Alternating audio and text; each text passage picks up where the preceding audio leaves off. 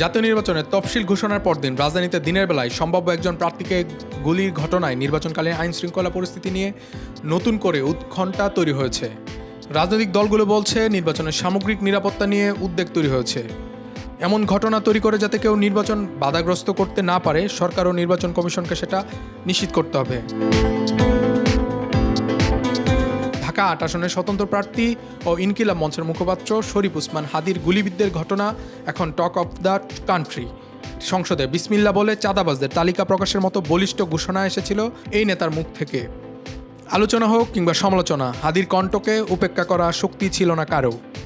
নির্বাচনী প্রচারণাকালে গুলি করার ঘটনা নিয়ে চলছে নানা গুঞ্জন, আবার কেউ বা তুলে আনছেন টার্গেটেড কিলিং তথ্য। তবে এমন ঘটনার পূর্বাভাস মিলেছিল আরও 4 দিন আগেই।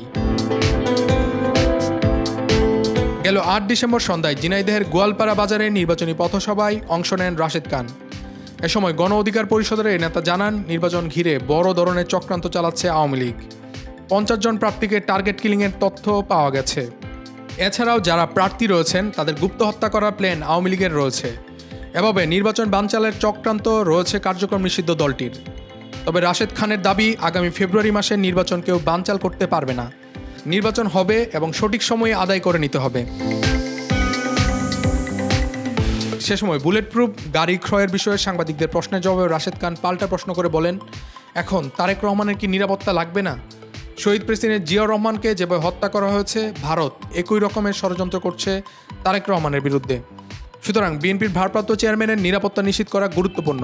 তাই বুলেট প্রুফ গাড়ি ক্রয় করার মধ্যেই অন্যায়ের কিছু নেই। জানা গেছে, গত নভেম্বর মাসে দেশি বিদেশি অন্তত 30টি নম্বর থেকে তিনি বিভিন্ন ধরনের হুমকি পান। 14 নভেম্বর সামাজিক যোগাযোগ মাধ্যমের ফেসবুকে দেওয়া এক পোস্টে হাদি লিখেছিলেন, 3 ঘন্টার মধ্যে বিভিন্ন বিদেশি নম্বর থেকে তাকে ফোন করা হয়। এসব ফোন কলে তাকে হত্যা ও তার বাড়িতে আগুন দেওয়ার পাশাপাশি তার মা, বোন ও স্ত্রীকে ধর্ষণের হুমকি দেওয়া হয়েছে।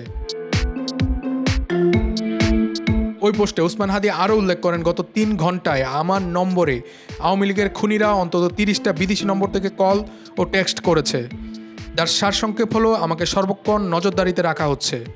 তারা আমার বাড়িতে আগুন দেবে, আমার মা, বোন ও স্ত্রীকে ধর্ষণ করবে এবং আমাকে হত্যা করবে।